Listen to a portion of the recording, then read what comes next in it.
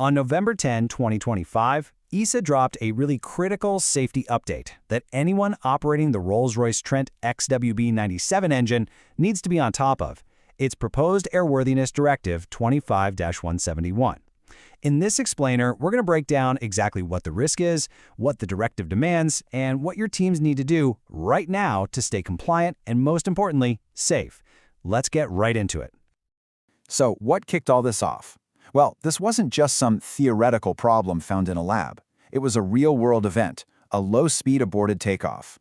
An aircraft just couldn't get the power it was commanded to, couldn't achieve the thrust it needed to take off safely. And, that prompted a very serious and very fast investigation. Okay, so what exactly went wrong here? What could cause an engine to just not respond? Well, the investigation quickly zeroed in on the failure of one very specific, very critical component. When they dug into it, the investigation found a super precise point of failure. The damage was traced right to the impeller assembly on the low-pressure side of the fuel pump. And they even narrowed it down to the exact part number, G520FPU02. This wasn't some widespread engine issue. It was the failure of a single identifiable part.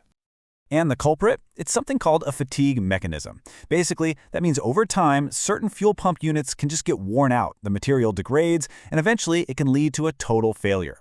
The outcome is pretty scary and pretty clear, a loss of thrust that could seriously compromise the safety of the aircraft. Okay, so let's get into the nitty-gritty applicability. This is where we need to pay close attention, because understanding exactly which engines and which parts fall under this directive is what determines the action you need to take. The directive basically splits all Trent XWB-97 engines into two big buckets. You've got Group 1, which are engines that have an affected part installed right now. These are the ones that need immediate attention and mandatory action. Then there's Group 2, which is pretty much all the other engines. For them, it's mainly about restrictions on what parts you can install in the future. So this is the key question, right? Everything hinges on understanding exactly what EASA and Rolls-Royce mean by an affected part. This definition is your first step to figuring out your fleet's exposure. And the definition is incredibly specific. For a part to be affected, it has to meet two conditions, not one, but both. First, the part number has to be G5020FPU02. No surprise there. But second, its serial number has to either be Postpack 20-025 or be on that specific list in Appendix 1 of the Rolls-Royce Service Bulletin. If it doesn't meet both conditions, it's not an affected part. All right, this is the part everyone's been waiting for. The most critical section for every operator, MRO, and CAMO team out there. What do you actually have to do? And more importantly, how much time do you have to do it? Let's be crystal clear here. The directive is totally unambiguous. If you have an engine that's identified as Group 1, that affected fuel pump has to come out. It must be replaced with what they call a serviceable part. So, what counts as serviceable? Well, you've got two options.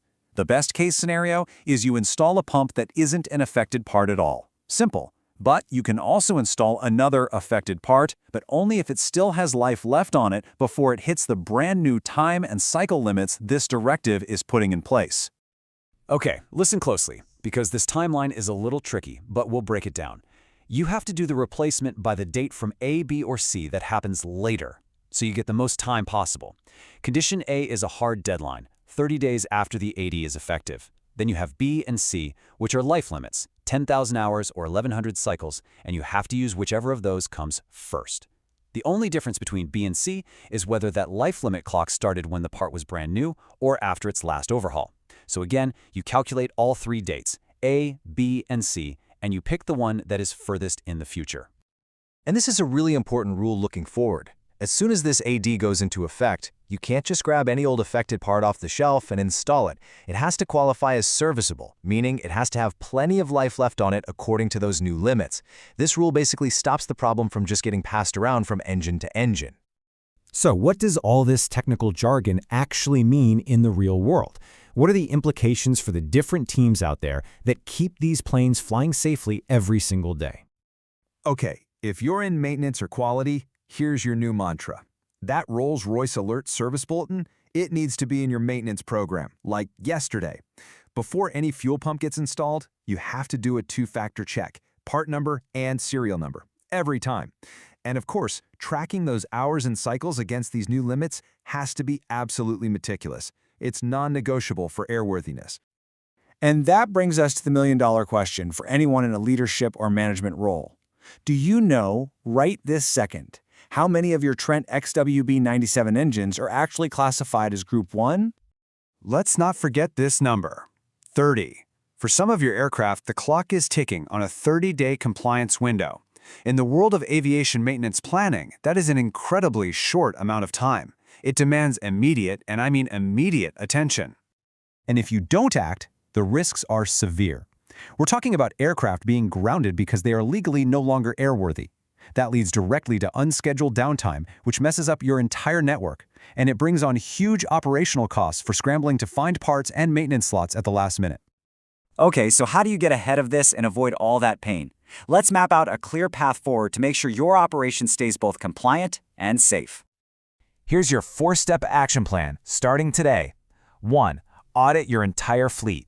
You need to identify every single Group 1 engine you operate. 2. Get your supply chain moving immediately to find and procure the serviceable parts you're going to need. 3. Start talking to your planning teams and MRO partners to book those maintenance slots. And 4. Make sure every single action is verified, done by the book, and documented properly to prove your compliance. And look, this absolutely cannot be handled in a silo. Success here hinges on seamless coordination. Your CAMO, your planners, your maintenance crews, and even your commercial department, everyone needs to be on the same page, working together to get this done effectively and on time. So I'll leave you with this final, crucial question. When you look at these requirements, the tight deadlines, and the very real risks involved, is your organization truly prepared to act decisively to safeguard your fleet? Of course, for all the fine print and the complete, unabridged technical requirements, make sure you consult the official documents you see here, EASA's Proposed Airworthiness Directive 25-171 and the Rolls-Royce Alert Service Bulletin it references. They have every single detail you need for full compliance.